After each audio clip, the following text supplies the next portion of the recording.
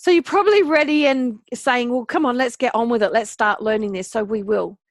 We're going to now learn what is the key element of the inside out paradigm. And then over 10 weeks, we're going to dig into what does that all mean and how does that all apply in our lives. So here it is. It's one simple sentence. Feelings come from thought in the moment and nowhere else, ever. That seems very simple. Seems very simple that one sentence like that can be the cure of everything. However, it's how we take that piece of information and then see it in how it fits into our life experience that makes it have sense.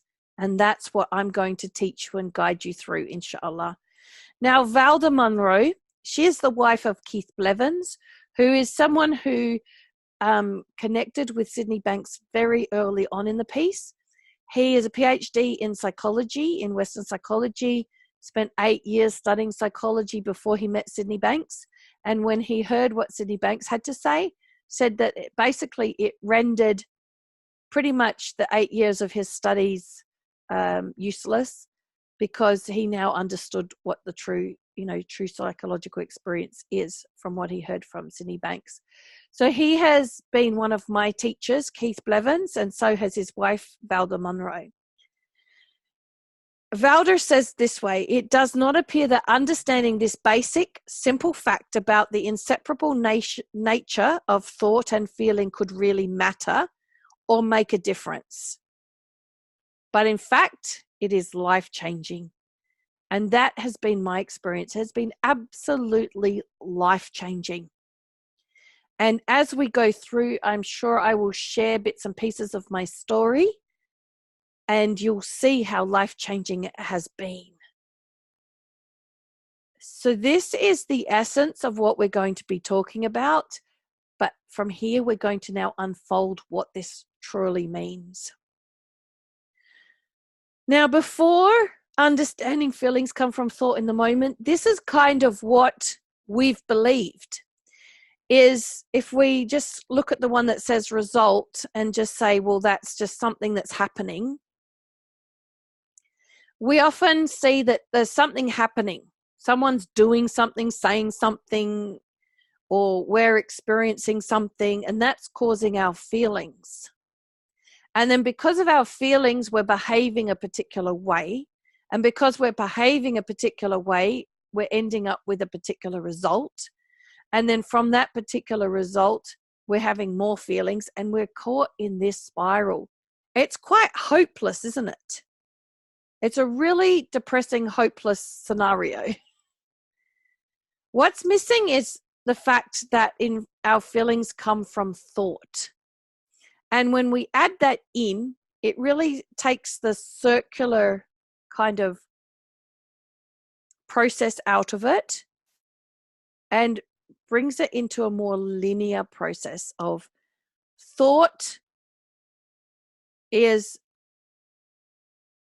the source of feelings. There's another way of expressing it I heard expressed the other day, which makes a lot of sense. We're feeling our thoughts. That's what we're feeling. We're feeling our thoughts. Thought and feelings cannot be separated. And you'll see there that there is an unbreakable link. This is where a lot of the personal development stuff falls flat. And a lot of what we hear our expert speakers, both Muslim and non-Muslim, even our sheikhs, when they're explaining Islam, will talk about positive thinking. You have to have positive thinking. If you've got negative thinking, then you need to change your thinking to positive thinking.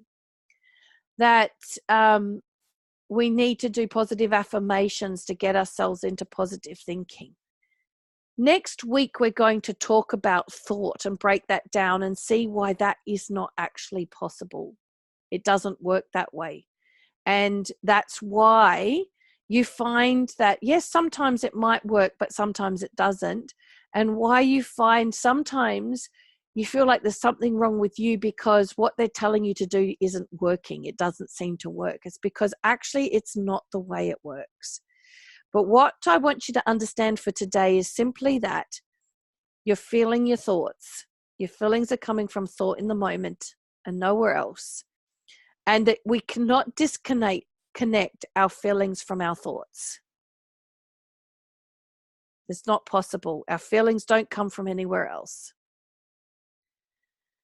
Now you look at the next bit and you'll see that there's a connection between feelings and behavior.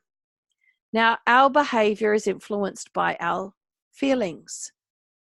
And it is possible at that point for us to make choices in how we behave, in what we say. And if you think about our accountability in Islam, it makes a lot of sense that we're not actually accountable for our thoughts or our feelings. I tell you what, if we were, we would be in big trouble. Because think of the crazy stuff that goes through our mind sometimes. Think about the crazy feelings we have sometimes. We'd be completely lost if we were accountable for our thoughts and feelings. We're not. We're accountable for what comes after that, which is how we behave, what we say, what we do. And so that is the place where we have the choice. That is the place where we're focused in what we're learning here. Now, the next bit is, after the way we've acted, is the result of that. And the result of that is actually not in our hands. The result of that is actually with Allah. The outcomes in any situation are with Allah. We can do our best and it will work out how Allah planned it to work out. So sometimes we can do our best and it works out really well. Sometimes we can do our best and we fall flat on our face.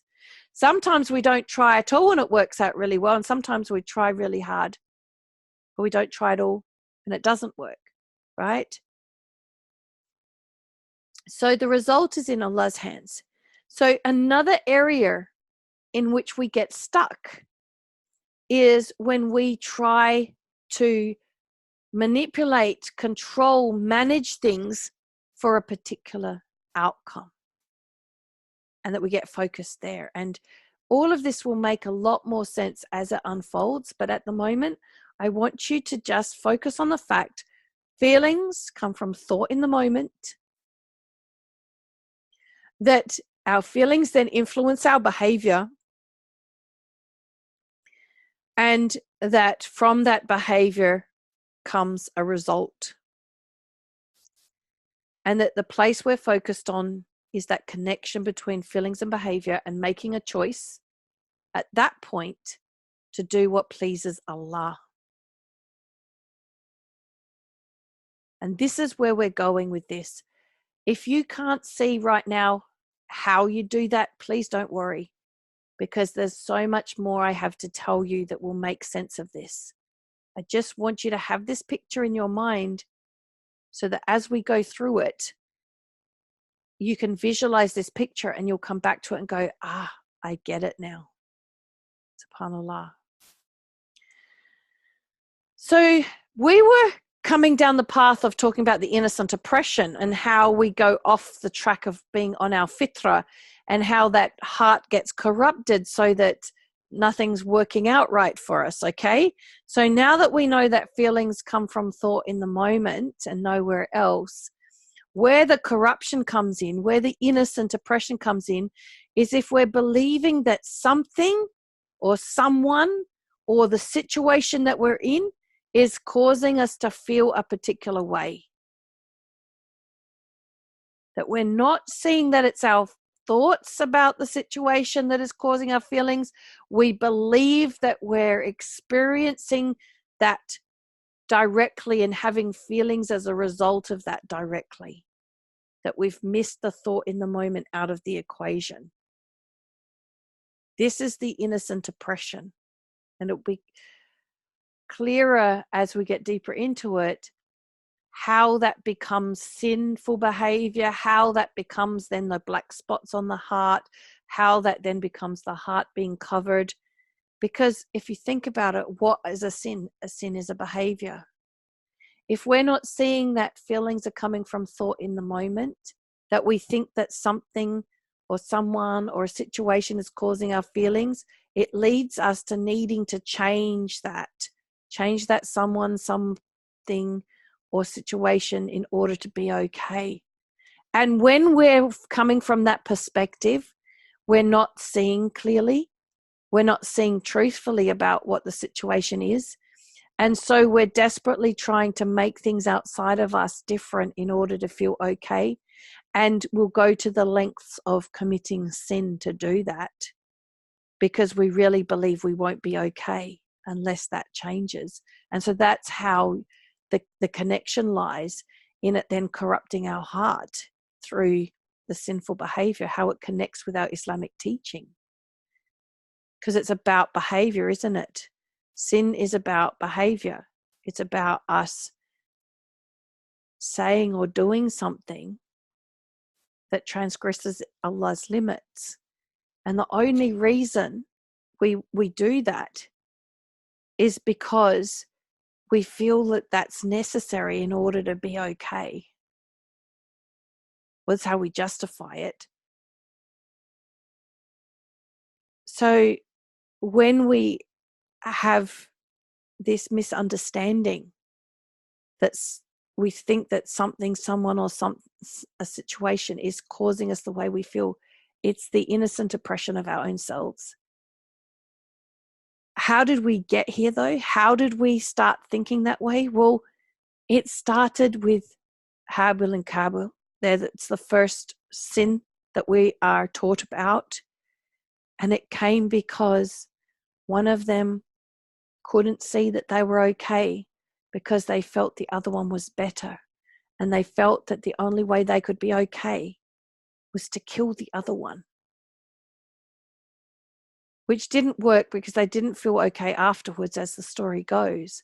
But in that moment, they weren't seeing that feelings come from thought in the moment. The feelings came from my brother is better than me, so I have to get rid of my brother. Right? Can you see now how this misunderstanding leads to us being oppressed in our own thinking and therefore oppressing others? I mean, taking someone else's life is the ultimate oppression of that person, isn't it? SubhanAllah.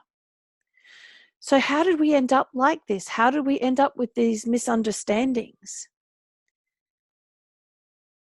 It's not surprising if right at the beginning of human creation there was this misunderstanding, that over the years we've mastered the misunderstanding.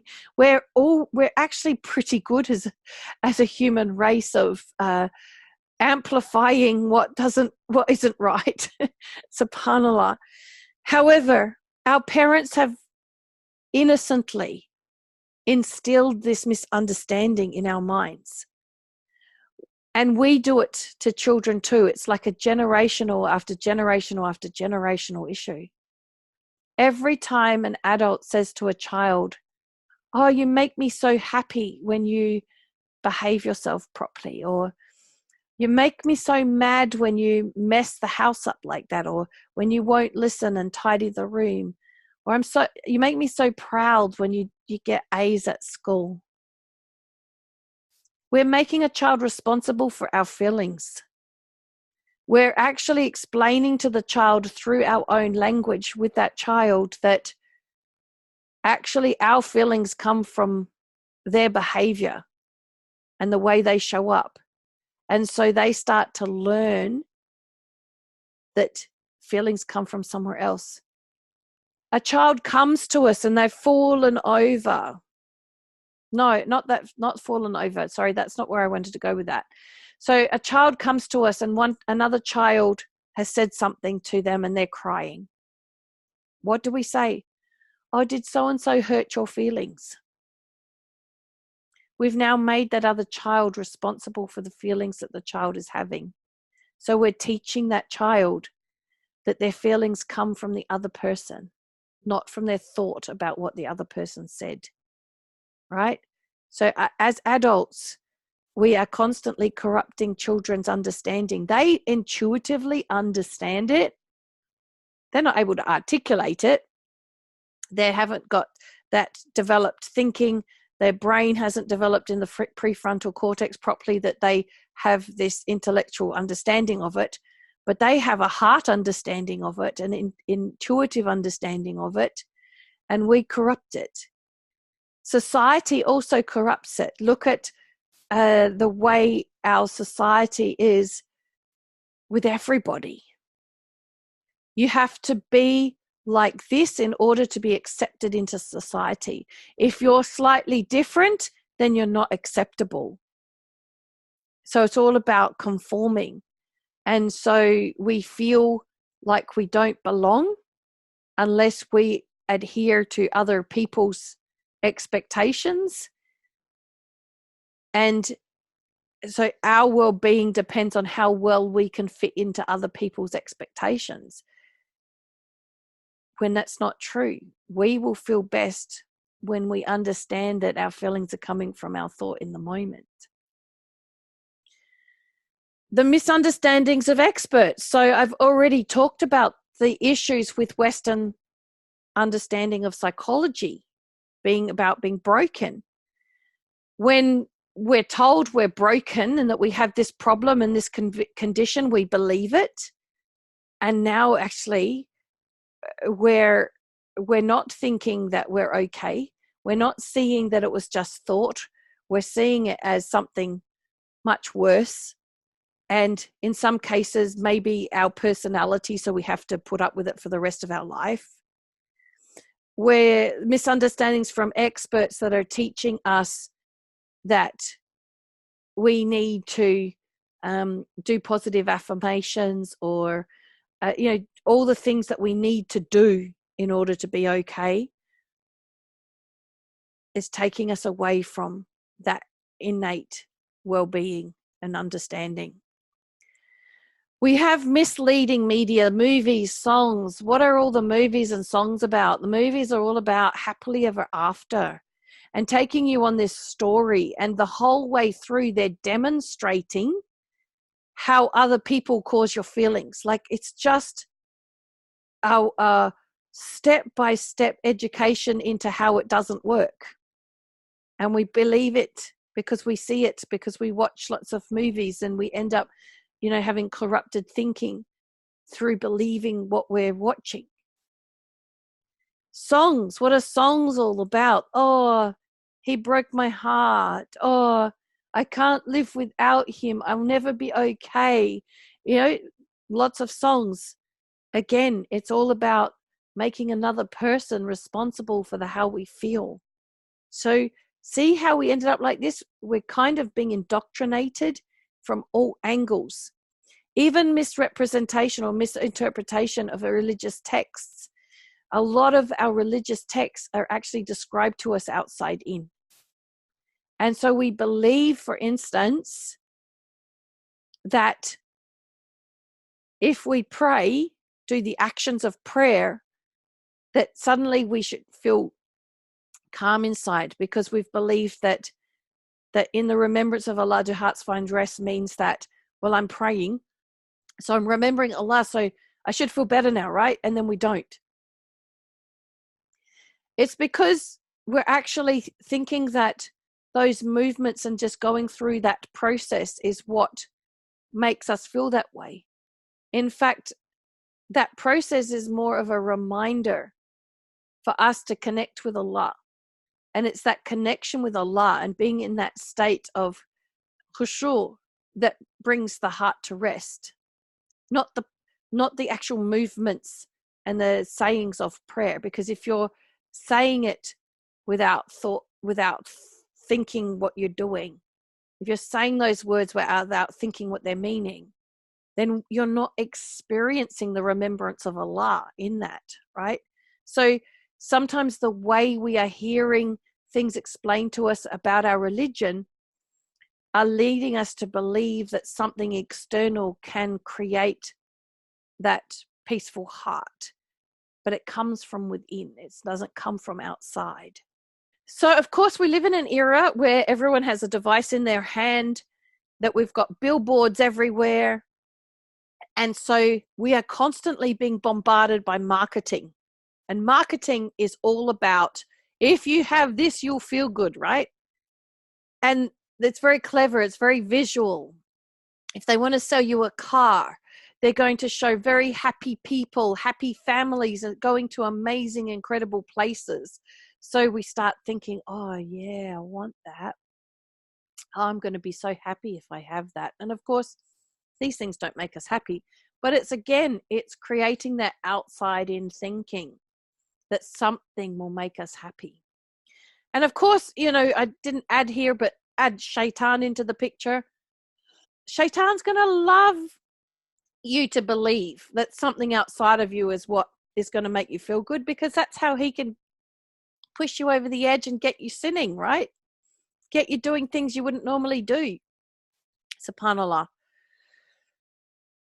When you start to see the power of thought and its relationship to your way of observing life, you will better understand yourself and the world in which you live. This is a Sydney Banks quote. It's not 100% in line with our Islamic teachings, in that using the language power of thought can be a little bit problematic, because all power and might is with Allah, right? But we could say the powerful nature of thought. When we see the powerful nature of thought, how powerful our thinking is over our experience that we're having, right? And then we will understand ourselves better, and we'll understand the world around us better. And it's through that understanding that we find rest, because what are we going to understand as we get to the truth of this life? We're going to understand, we're going to see how Allah subhanahu wa ta'ala created us to worship him alone. And I don't mean that in the general sense, how everybody was created to worship Allah alone, like the jinn and the humankind. I mean that each individual one of us was designed differently to show up in our own personal way in this life, to be part of this greater puzzle of life, to be part of the solution, to have our own personal purpose in this life. So the more that we understand ourselves and understand how everything works, the more we will see how we fit in. What is our role in all of this? That will then obviously connect to Allah. How we worship him is going to be different for each and every one of us. Each and every one of us has different strengths and weaknesses. The Sahaba weren't all renowned for memorization of Quran, for staying up all night praying, for fasting continuously. We have different companions that had different strengths in different areas. Some their strength was charity. Some their strength was fasting. Some their strength was jihad. Some their strength was knowledge. Right? So then the more we will understand what tawakkul truly means. That we can rely upon Allah, and we stop relying upon the people, stop relying upon the situation or the condition around us. We start seeing that everything is happening, of course, to Allah's plan, but we start to get what that means and stop taking it personally. It's not happening to us. It's not happening for us. It's just happening. And it's happening because it's Allah's plan for it to happen that way. And our job in that moment is to respond, to act, to behave in the way that's most pleasing to Allah with what is happening right now. And so it's much easier to accept the qadr of Allah when we see it through that lens. And with all of that, seeing the world that way and thinking of the world that way, that is where we truly get to the point where verily in the remembrance of Allah do hearts find rest, where we're able to, in every given moment, be reflecting on, is this what Allah wants me to be doing right now? Am I being the Muslim Allah expects of me right now? And that is where the remembrance of Allah brings true rest, true calm, true peace to the heart. Next week, we're going to talk more about thought and unpacking thought, so we understand this concept of thought and how it works, because that helps us get what I just taught you in more detail. Beyond that, we're then going to really see how our connection with Allah works and how that is guiding us in every given moment. That's our internal guidance system. And then we're going to learn about how holding on to thoughts or taking thoughts to heart affects our judgment, clouds our judgment. And then that's going to then lead into how all of that leads us to experiencing fear, anxiety, stress, all those sorts of things, depression. And when we can see that what it is the holding on to certain thoughts, then what naturally evolves from there is the confidence, the courage, the patience, and the resilience. That is how Allah truly wants us to be in this life and how He created us at the beginning. And then, of course, that leads on to our relationships and the rest of the sessions. But I wanted to share with you where this is going so that you can see a little bit ahead and that you can be patient not to know all the details of that until we get to that. Because I want you to just sit here and just appreciate feelings come from thought in the moment and nowhere else. And over this week, perhaps just notice from time to time when you're having certain feelings popping up. Just notice what are you thinking? What were the thoughts that were going on in your mind? And see if you can see yourself experiencing your thoughts.